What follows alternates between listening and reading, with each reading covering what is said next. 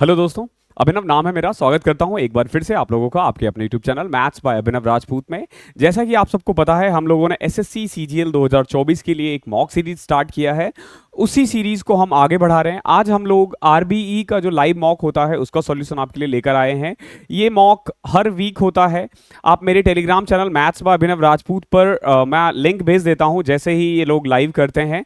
अभी तक हम लोगों ने बेसिकली जो हम मॉक करने वाले हैं, इसमें मेरा टारगेट है अप्रॉक्स 50 से 60 मॉक आपको करवाऊं, जिसमें से 40 मॉक ई मॉक का है, 40 मॉक उसका है। बाकी आरबीई के जितने लाइव मॉक होंगे वो, और द पंडित्स के।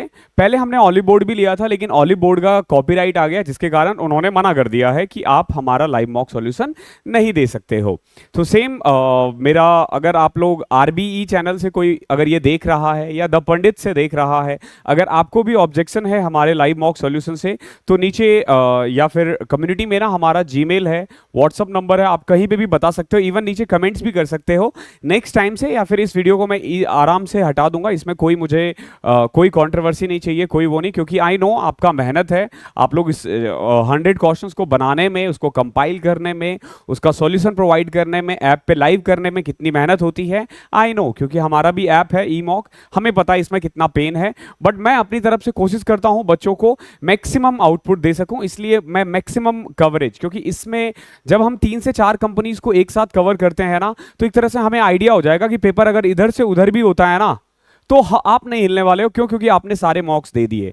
तो एक बार मैं फिर से बोलूंगा, नो मैटर कि मैं आपको सॉल्यूशन प्रोवाइड करूं या ना करूं, आप लोगों को सारे मॉक्स देने चाहिए, चाहे वो टेक्स्ट बुक पे हो, चाहे वो ऑलिव बोर्ड पे हो, चाहे वो आरबीई पे हो, या द पंडित्स के हो, या प्रैक्टिस मॉक हो, कोई भी हो, आपको लाइव मॉक देना चाहिए। तो अब हम स्टार्ट करते हैं। अगर मैं मॉक के लेवल के बारे में बात करूं तो मुझे मॉडरेट लगा। अगर आप में से किसी ने भी 40-45 नंबर स्कोर किया इसमें, तो गुड मार्क्स कहलाएंगे, और 45 प्लस अगर ऊपर से ऊपर है कोई, तो वो बहुत अच्छे मार्क्स में से आएगा। ओके, तो नाउ वी कैन स्टार्ट।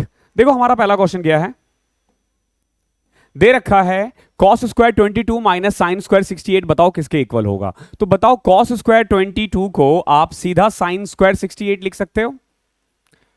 बिल्कुल लिखा जा सकता है, क्योंकि sine 90 minus a cos a के बराबर होता है, ध्यान रखना। तो जब आप ये करोगे तो ये कट के 0 आ जाएगा। 0 इज योर आंसर। पहला वाला क्वेश्चन। कुछ क्वेश्चंस बहुत इजी मिलेंगे आपको। देखो क्वेश्चन नंबर 3, एक फिगर दे रखा है। अगर आपको फिगर अच्छे से दिख रहा है तो बेसिकली ओ जो है ना, वो सेंटर है इसमें हालांकि कहीं कहा नहीं है, बट ओ को आप सेंटर मान के चलो। ओ क्या है? सेंटर है। अब एक बात बताओ, और बीसी एक कोड है। देखो ये एक कोड है, ठीक है। बीसी क्या है? कोड है। आपसे पूछा गया है कि बताओ भैया एसीडी कितना होगा। आपसे ना ये वाला एंगल पूछा है। ओके, एक चीज हमेशा ध्यान रखना, जैसे अगर मान लो एक सर्कल है, ठीक है, उसके अंदर एक ट्राइंगल बना हुआ है, एक ट्राइंगल बना हुआ है मान के चलो। अब मैं यहां से एक टेंजेंट खींच दूं, ठीक है, यहां से मैं एक टेंजेंट खींच दूं, तो ध्यान रखना ये वाला जो एंगल होगा ना, ये वाला एंगल वो इस वाले के इक्वल होगा। ऐसे ही अगर मैं ये कर दूं तो ये वाला इस वाले के इक्वल होगा, और अगर मैं ये वाला कर दूं, ये वाला इस वाले। ऑल्टरनेट, ध्यान रखना, जो ऑल्टरनेट इंटीरियर एंगल्स होंगे ना, ऑल्टरनेट वाले। जैसे एक बात बताओ, इसका ऑल्टरनेट क्या दिख रहा है? अगर जैसे एक ये है, एक ये है, तो ये वाला एंगल इस वाले के इक्वल होगा, ये वाला एंगल इस वाले के इक्वल होगा। ये चीजें आपको ध्यान रखनी है। तो अब जैसे एक बात बताओ, अगर ये सेंटर है तो आपको ये भी पता होना चाहिए कि अगर सेंटर से कोई एंगल बनता है, मान लो 2 थीटा, ठीक है, कोई भी कोड से, और वही अगर एक सर्कल पे बना दूं तो वो उसका हाफ होता है, थीटा होता है। ओके, क्या होता है? थीटा होता है। इधर मैं कहीं पे भी बना दूं तो थीटा हो जाएगा। तो अगर ये 112 है तो ये कितना आ जाएगा? ये आ जाएगा इसका हाफ, यानी कि 56 डिग्री। क्या हो जाएगा? 56 डिग्री। तो अगर ये 56 है तो ये भी 56 डिग्री होगा। ये आप तभी कर पाओगे जब आपको ये वाला थ्योरम और ये वाला थ्योरम दोनों ही आता हो। ये हमने प्राइम टाइम में करवा रखा है। अभी जब हम 2.0 में ज्योमेट्री करवाएंगे तो ऐसे क्वेश्चंस कवर हो जाएगा। अगला क्वेश्चन देखो क्या है, एक सॉल्यूशन है वाटर और मिल्क का, ठीक है, एक सॉल्यूशन है वाटर और मिल्क का। जो मिल्क की क्वांटिटी है ना, वो वाटर से 3 टाइम्स ज्यादा है। जैसे देखो ये मिल्क है, ये वाटर है, तो जो मिल्क की क्वांटिटी है ना, वो वाटर से 3 टाइम्स ज्यादा है। तो 3:1 है, 3:1 है। क्लियर है? अभी देखो क्या कह रहा है, to pass the quality standards the solution must contain 80% milk on it. 80% milk का मतलब हुआ कि 80 मिल्क और 20 पानी, यानी कि 4:1। यानी कि अगर इसको पास करना है ना तो रेशियो होना चाहिए 4:1।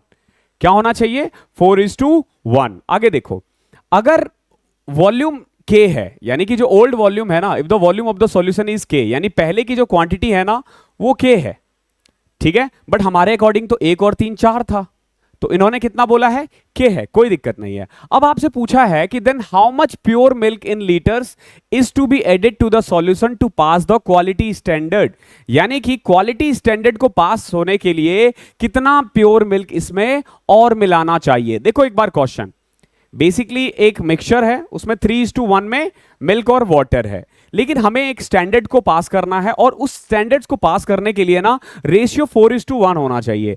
अगर पहले की क्वांटिटी के है तो कितना दूध और मिलाया जाए? तो रेशियो देखो 3:1 4:1। वाटर में कोई चेंज नहीं करना, क्यों? क्योंकि हमें मिल्क ही ऐड करना है। तो जब ये सेम है, आप खुद देखो मिल्क कितना बढ़ रहा है, 1, पहले 3 था अब 4 है, पहले 3 था अब 4 है, कितना बढ़ा? 1। तो हमने कितना ऐड किया? पहले 4 था, 1 ऐड कर रहे हैं तो 1/4, 1/4। अगर पहले के था तो k/4 कर दो, सिंपल। जो भी क्वांटिटी थी ना, जो भी पहले की क्वांटिटी थी उसका 1/4, तो k/4 इसका आंसर हो जाएगा, सिंपल। ओके, ऐसे देख लो, 4 का 1/4 है ना, तो k/4 हो जाएगा। क्वेश्चन नंबर 5 देखो, आदित्य ने 450 मैंगोज खरीदे हैं, 450 आम खरीदा है 2100 रुपए में। इसमें से कुछ मैंगोज खराब हो गए और उसको उसने फेंक दिया उठा के, और बाकी मैंगोज को 7 रुपए के दर से बेचा और 210 रुपए प्रॉफिट कमाया। समझो, इसने खरीदे हैं 450 मैंगो को, कितने में? 2100 में। बेचा है 2310 में। कैसे पता चला? क्योंकि 210 रुपए कमाया है, और एक मैंगो कितने का है? 7 रुपए का है। तो आप कह सकते हो यहां से 7 या 21, इसने टोटल 330 मैंगोज खरीदे होंगे, सॉरी बेचे होंगे। देखो, खरीदा था 450 मैंगो 2100 रुपए में, लेकिन बेचा है 2310 में टोटल 330 मैंगोज। क्यों कम मैंगोज क्यों बेचा है? क्योंकि कुछ मैंगोज खराब हो गए और उसको फेंक दिया गया। एक बात बताओ, 450 में से अगर 330 मैंगो बेचा है तो खराब कितना हुआ? 120। 120 आप बता दो 330 का कितना परसेंट है? 0 0 3 4 जा 11, 450, sorry 120 is what percent of 450? 450 होगा ना, 3 4 जा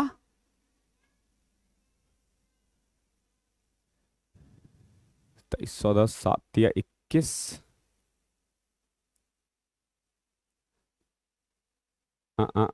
3 चौके 12, 15, 5 से किया 20, 3, 80/3 आ गया है, 26 2/3। ओके, ये इसका आंसर है, ठीक है। सॉरी थोड़ा सा मैं इधर उधर हो गया था। अगला क्वेश्चन देखो, क्वेश्चन नंबर 6 क्या कह रहा है? पेट्रोल का प्राइस 13% बढ़ गया है, तो बताओ कि कंजम्पशन कितना डाउन करें, कंजम्पशन कितना डाउन करें ताकि एक्सपेंडिचर में कोई चेंज ना हो। तो ये वाले क्वेश्चंस तो आपने बहुत कर रखे हैं। देखो, 100 रुपए से कंजम्पशन हो गया, प्राइस हो गया 113 रुपए, तो कंजम्पशन क्या हो जाएगा? 113 से 100, क्योंकि हमें कुछ भी चेंज नहीं करना। अब देखोगे ये और ये सेम रहेगा, ठीक है। तो कुल मिला के कंजम्पशन 113 से 100 कितना कम किया है हमने? 13 कम हो गया 113/100 का। अब देख लो 1300 अपॉन में 113, तो क्या आ जाएगा? पहले 1 से किया 170, फिर 1 से किया 113, 57 अपॉन में 113, ये आ जाएगा 1157,113%। Okay, simple. एक तरह से देखो, पेपर इसी तरीके से देना होता है, इसी एग्जाम में जब आप बैठोगे ना, बिल्कुल यही पैटर्न अप्लाई होगा। देखो क्या कह रहा है, जब m को डिवाइड किया जाता है 13 से, एक नंबर है m, जब मैं उसको 13 से डिवाइड करता हूं तो रिमाइंडर 8 आएगा। आपको बताना है कि अगर 3m को डिवाइड करूं 13 से तो रिमाइंडर कितना आएगा। तो आपको कुछ नहीं करना होता है, m को ना हमेशा यही मान लेना होता है 8। m की वैल्यू कितनी आ गई 8, 8 3 जा 24, 24 को 13 से डिवाइड करोगे तो रिमाइंडर कितना आ रहा है 11। ये इसका आंसर है। आप ऐसे भी करके देख सकते हो कि मान के चलो वो नंबर 21 है, क्योंकि 21 को जब मैं 13 से डिवाइड करता हूं तो रिमाइंडर 8 आ रहा है। अब 3m यानी 63, 63 को भी 13 से डिवाइड करूंगा ना तो भी रिमाइंडर 11 ही आएगा। ओके, कैसे भी कर सकते हो, इजी है क्वेश्चन। क्वेश्चन नंबर 8 देखो, हमने डीआई के क्वेश्चंस नहीं लिए हैं। अमन ऑफिस 10 मिनट लेट गया है जब उसकी स्पीड थी 25 किलोमीटर पर आवर। ध्यान रखना, जब वो 25 किलोमीटर पर आवर की स्पीड से गया ना तो वो 10 मिनट लेट पहुंचा। क्लियर? और 5 मिनट पहले चले गया कब? जब उसकी स्पीड थी 40 किलोमीटर पर आवर। क्लियर है? आपसे पूछा है कि उसको किस स्पीड में ट्रेवल करे, ठीक है, किस, वो 20 मिनट लेट पहुंचे, यानी आपसे वो लेट ही जाना चाहता है, वो 20 मिनट लेट जाना चाहता है। अब बताओ उसको स्पीड क्या रखनी पड़ेगी। तो देखना, सबसे पहले 25 और 40, ये क्या है? स्पीड का रेशियो। हमेशा ध्यान रखना, जो स्पीड का रेशियो होता है, जैसे 1:2 हो गया मान लो, तो टाइम का रेशियो उसका उल्टा हो जाता है 2:1। ठीक है, तो अगर स्पीड का रेशियो ये है तो टाइम का रेशियो क्या आ जाएगा? आप बोलोगे सर 40 और 25, उल्टा कर देते हैं। ठीक है, यानी कि पहले अगर उसको 40 मिनट लगते थे तो अब 25 मिनट लगेंगे, यानी पहले अगर वो 40 मिनट में जाता था तो अब कितनी देर में पहुंचेगा? 25 मिनट में। क्लियर है? अब एक चीज और देखना होता है कि इसका डिफरेंस कितना है। अब एक पहले वाले केस में ये 10 मिनट लेट पहुंचा था, इस वाले केस में वो 5 मिनट जल्दी गया है, तो एक्चुअली में इन दोनों का टाइम का डिफरेंस कितना है? 15 मिनट।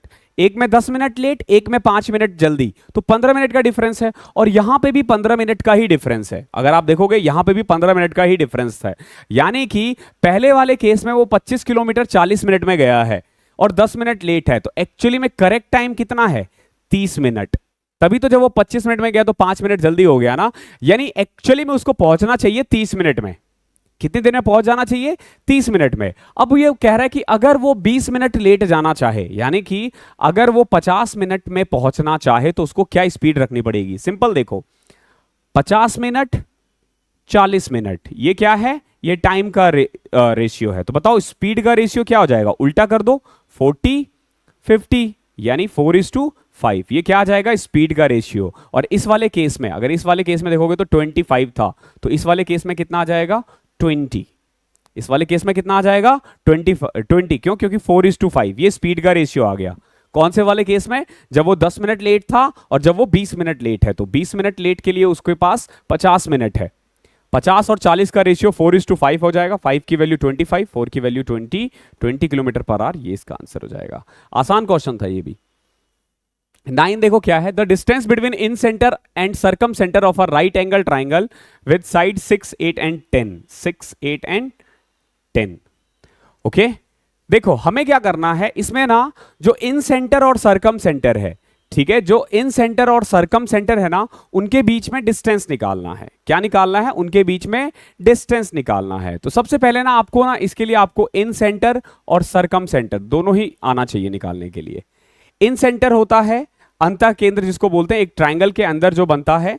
और अगर मैं ऐसे करके एक सर्कल बना दूं तो ये सरकम सेंटर हो जाता है। और इन सेंटर होता है जब मैं इसके अंदर एक बनाऊं तो कहीं बीच में, ठीक है, कहीं बीच में बनेगा। तो आपसे पूछा गया इसका और इसके बीच का डिफरेंस क्या है। ओके, तो सबसे पहले उसके लिए आपको आर और आर निकालना पड़ेगा। आर हो गया इन सेंटर, इसका फॉर्मूला होता है perpendicular plus base minus hypotenuse by 2, और आर का फॉर्मूला होता है h/2। तो यहां से आर कितना आ गया हमारा? देखोगे 6 + 8 14 में से 10 4, 4/2 2, और आर की वैल्यू आ गई 10/2 5। क्लियर है? आई होप यहां तक क्लियर होगा। अब देखो डिस्टेंस बिटवीन इन सेंटर और सरकम सेंटर का फॉर्मूला क्या होता है? √r r-2r। ध्यान रखना, r-2r। एक चीज ध्यान रखना, अगर आप अभी हमारे साथ मॉक सीरीज करने वाले हो, आई होप आप प्राइम टाइम भी रेगुलर देख लिया होगा आपने, तो r और r में ना मैं हमेशा r मतलब सरकम सेंटर लिखता हूं और स्मॉल r मतलब इन सेंटर। ये एक्चुअली मैथमेटिकल टर्म्स भी ऐसा ही है। तो कर दो इसको सॉल्व। ये 5 - 2 × 2 4 1, √5 is your answer. I hope clear होगा। क्वेश्चन नंबर 10 में देखो, एक राइट प्रिज्म है जिसका जो बेस है ना वो है एक ट्राइंगल, 12, 16 और 20, और वॉल्यूम दे रखा है ये, और आपसे लेटरल सरफेस एरिया पूछा है। देखो प्रिज्म क्या होता है, प्रिज्म कभी भी अगर आए ना तो सिलेंडर को याद किया करो। जो सिलेंडर है ना वो प्रिज्म है, और जो कोन है ना वो पिरामिड है। ठीक है, जो सिलेंडर है वो प्रिज्म है, और जो कोन जो सिलेंडर है वो प्रिज्म है, और जो कोन है वो पिरामिड है। प्रिज्म की खासियत होती है जो वो नीचे से दिखता है ऊपर से भी वो वैसा ही दिखता है, यानी बेस और ऊपर बिल्कुल सेम रहता है। लेकिन पिरामिड जो होता है ना एंड में जाके वो मिल जाता है। जब मैं इसको करवाऊंगा तो बहुत डिटेल में करवाऊंगा, इवन मैं फिगर्स वगैरह दिखा के बताऊंगा प्राइम टाइम 2.0 में। ठीक है, अब एक चीज देखो, वॉल्यूम दे रखा है। वॉल्यूम का फॉर्मूला होता है area of base into height. ये किसका फॉर्मूला होता है, वॉल्यूम का। और हमें निकालना है lateral surface area. Lateral surface area का फॉर्मूला होता है perimeter of base into height. ठीक है, perimeter of base into height. देखो पेरीमीटर तो 12, 16, 28, 20, 48 इनटू हाइट।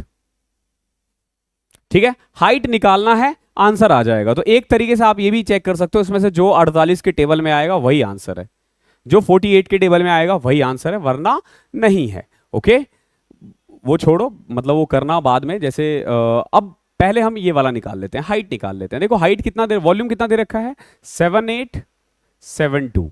अगर आप गौर से देखोगे 12, 16, 20, ये ना एक तरह से 12, 16 और 20, ये राइट एंगल ट्राइंगल है। ये क्या है, ये राइट एंगल ट्राइंगल है। कभी भी राइट एंगल ट्राइंगल का पता करना हो ना तो पाइथागोरस ट्रिपलेट लगाया करो, या फिर सिंपलेस्ट रेशियो में कन्वर्ट किया करो। तो देखो ये 4 3 जा, 4 4 जा, 4 5 जा, तो 3 4 5 ये पाइथागोरस ट्रिपलेट है। ऐसे ही 12, 16, 20 भी क्या है, पाइथागोरस ट्रिपलेट है। और एरिया ऑफ बेस क्या हो जाएगा, base into height by 2 into H.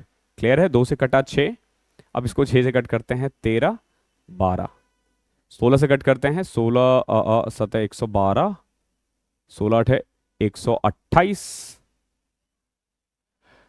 16 दूनी 32, एच की वैल्यू आ गई 82। सो हमें निकालना है 48 इंटू में 82। क्लियर है, हाइट हमने गलत तो नहीं, एक बार फिर से देख लो। 2 से कट किया 6, 6 13 12, ठीक है, 16 7 112, 16 8 128। ठीक है, हाइट की वैल्यू कितनी आ गई है, 82 आ गई है। अब हमें क्या करना है बेसिकली,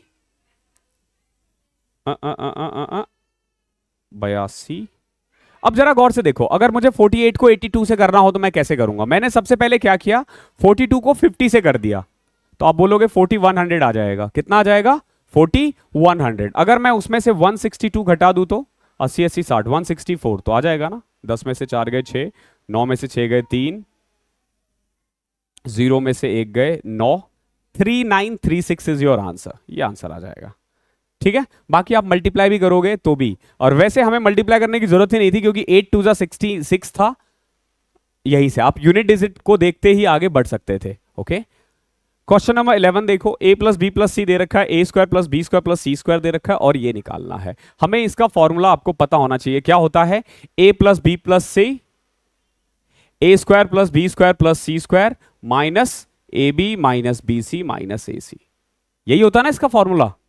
ओके, बस ये पता चल जाए तुरंत आ जाएगा। ठीक है, तो ये कैसे आएगा, तो अब देखो a plus B plus C का होल स्क्वायर क्या होता है, अगर आपको याद हो, a plus B plus C का होल स्क्वायर 26 का whole square is equal to A square B square plus C square plus 2 A B plus B C plus A C. फालतू की चीजें लिख के टाइम नहीं खराब करना। ओके, मैं मॉक वैसे ही करवाऊंगा जैसे आपको एग्जाम में करना चाहिए।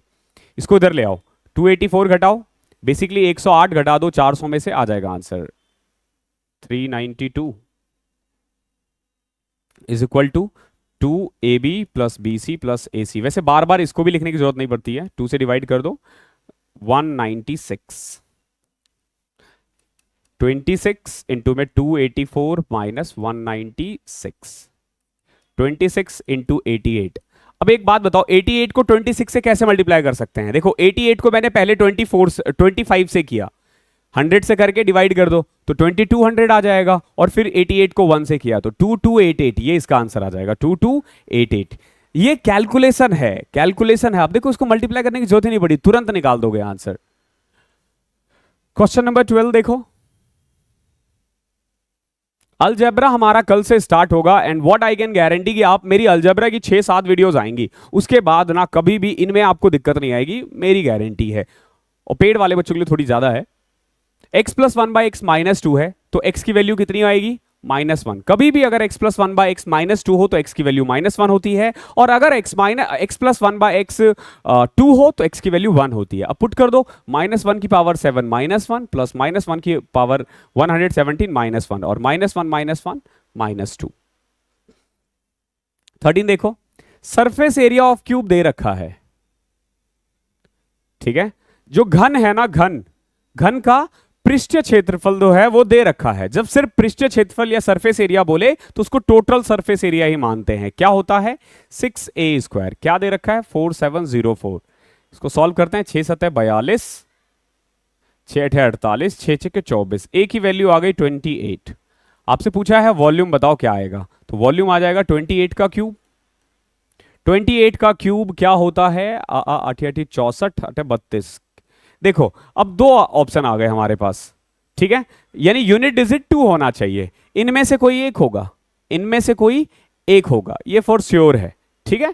अब बाई चांस मान लो चारों ही 2 2 होता तो क्या करते, हम इसका क्यूब करते। और क्यूब निकालने का तरीका क्या होता है, याद है तो वेरी गुड है, वैसे याद होना चाहिए, बट अगर याद नहीं है तो देखो, a का क्यूब 008, 8 का क्यूब 512, ठीक है, मैंने साथ में लिख दिया, ठीक है। ये ट्रिक है, ये मैंने करवा रखा है। नाउ 8 का स्क्वायर 64 इंटू 2, 128 इंटू में 3, 384। नाउ 2 दूनी 4 इंटू में 8 इंटू में 3, 96। इसको ऐड कर लो, आंसर आ जाएगा 2 5 8 से 14 5 19, 9 3 12 8 20 1 21, 21952, ठीक है। आप किसी का भी क्यूब ऐसे चुटकियों में निकाल सकते हो, ये सब मैंने करवाया हुआ है।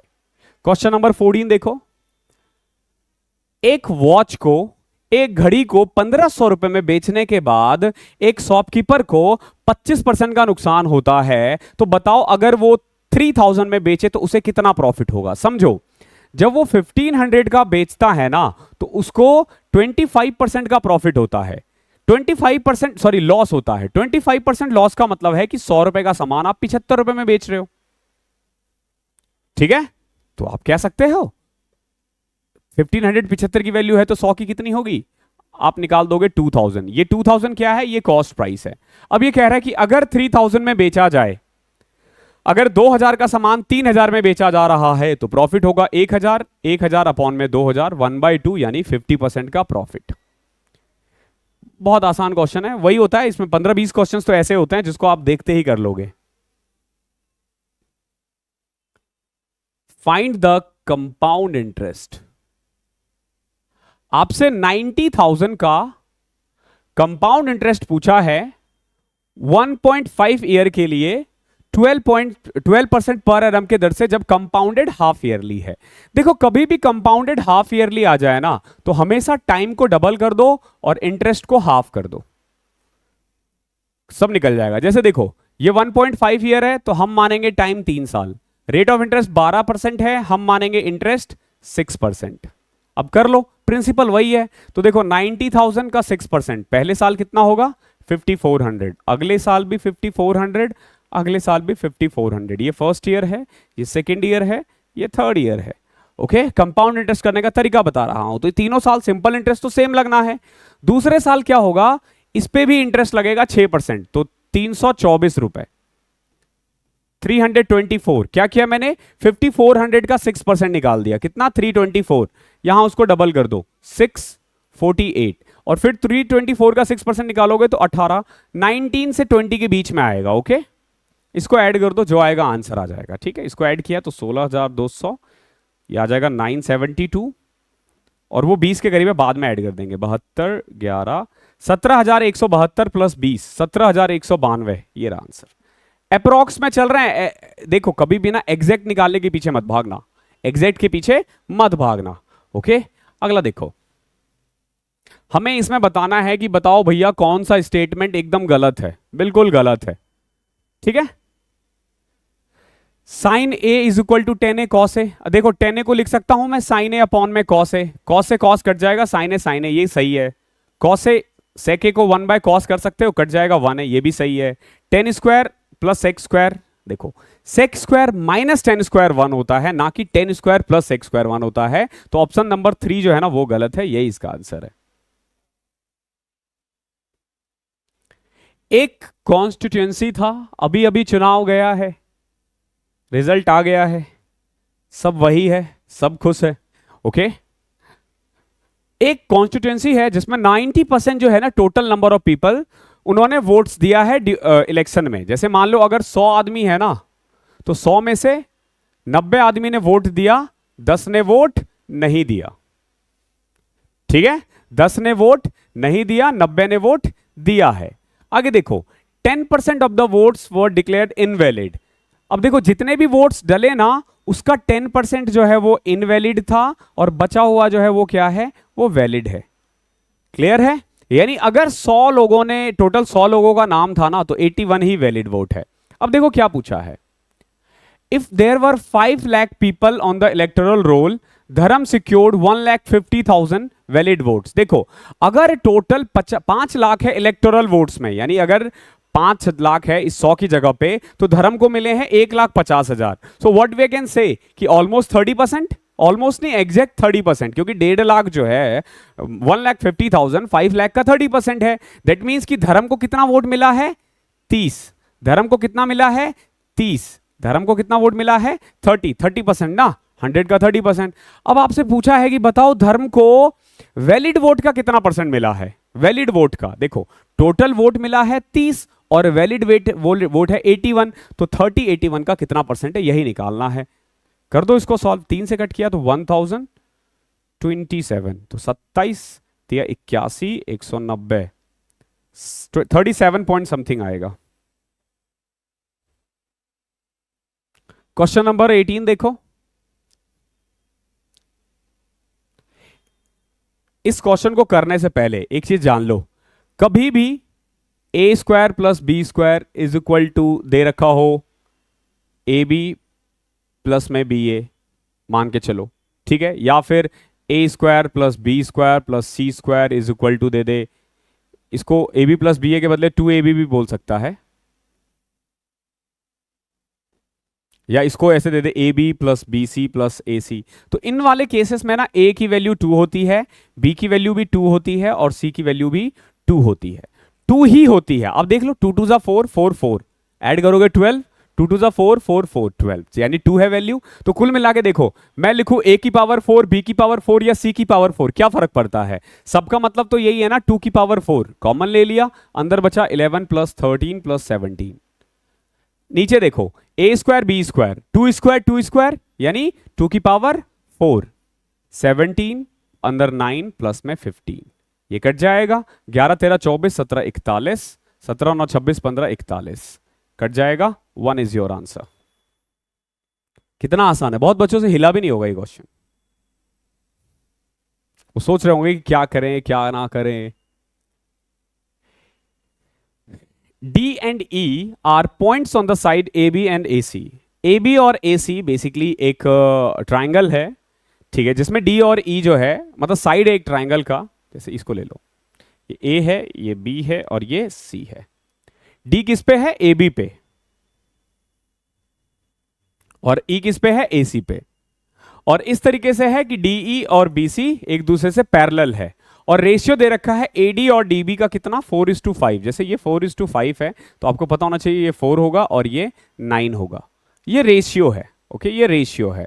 अब ये कह रहा है कि अगर CD और BE इंटरसेक्ट हो जाए, देखो CD और BE इंटरसेक्ट हो जाए इस पॉइंट पर, इस पॉइंट का नाम क्या दे दिया इसने, F। आपसे पूछा है एरिया ऑफ DEF और एरिया ऑफ BCF। तो देखो ये 4 है तो 4 का स्क्वायर ये हो जाएगा 16, यहां 9 है तो 9 का स्क्वायर 81, क्योंकि जब आप इसे प्रूव करोगे ना तो ये सिमिलर आएगा, थोड़े दिन में हम करने वाले हैं। आपसे पूछा क्या है, DEF और CEB, तो DEF 16 है, 16:81 इज योर आंसर।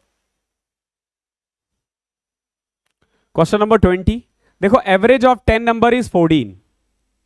10 नंबर का एवरेज है 14, अगर एक नंबर को हटा दूं ना तो एवरेज बिकम्स 15। देखो अगर 10 का एवरेज 14 है तो सम कितना हुआ 140। अगर मैं एक हटा दूं तो बचे 9 का एवरेज है 15 यानी 135। पहले था 140 अब है 135 तो कितना घटाया गया होगा 5।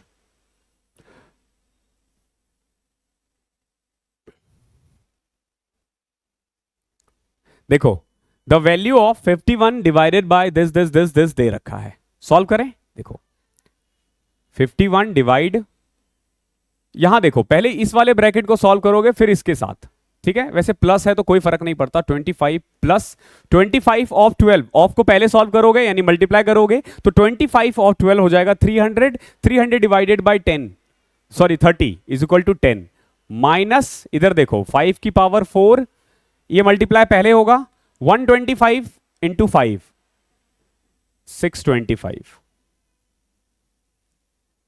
ठीक है। नाउ देखो 51 डिवाइडेड बाय 25 प्लस 10 35 और ये कट जाएगा क्योंकि is equal to 1। 51 divided by 34 17 तिया 17 दूनी 3:2 इज योर आंसर। ये इसका आंसर हो जाएगा। क्वेश्चन नंबर 22 देखो,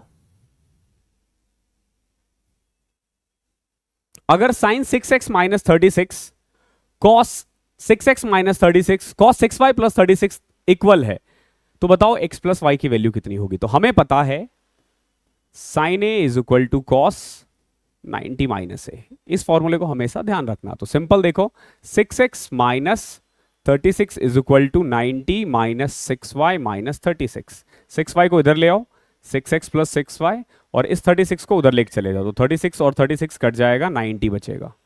6 कॉमन लिया x plus y is equal to 90, 6 कटा 15 इज योर आंसर। ये होता है मॉक देने का तरीका। मॉक ऐसे ही दिया जाता है।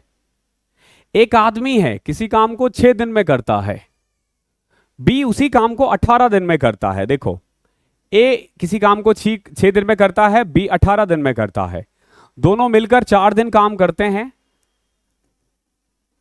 अब बताओ कि कितना काम बच गया। Then the fraction of the work that will left. देखो 6 और 18 है, टोटल वर्क 18 मान लिया, एफिशिएंसी 3 और 1 आ गई। अब देखो दोनों मिलकर एक दिन में 4 काम कर रहे हैं, 4 दिन में 16 काम करेंगे। टोटल काम कितना था 18, किया कितना 16, बचा कितना 2/18 यानी 1/9 इज योर आंसर। कितना आसान है। क्वेश्चन नंबर 25 बेहतरीन क्वेश्चन है। मतलब इसमें ना मुझे कुछ इस पेपर में देखो, हालांकि इसका लेवल थोड़ा इजी ही है, लेकिन 3-4 क्वेश्चंस मुझे बहुत अच्छे मिले, बहुत अच्छे मिले। एक जैसे ये वाला था, प्रिज्म वाला भी अच्छा था, ओके। इवन जो सर्कल वाला था, सर्कल और वाला वो भी अच्छा था, ओके, जिसमें हमें ऑल्टरनेट सेगमेंट वाला लगाना था रूल। ये सबसे बेहतरीन क्वेश्चन है। जिनको आता है वो कर लेगा, जिनको नहीं आता है वो नहीं कर पाएगा। समझो कैसे करना है, समझना इस क्वेश्चन को। अगर एक बार समझ लोगे जिंदगी में कभी गलत नहीं करोगे। तो इसमें हम थोड़ा टाइम देने वाले हैं, इसमें हम थोड़ा टाइम देने वाले हैं। मैं थोड़ा पानी पी लेता हूं।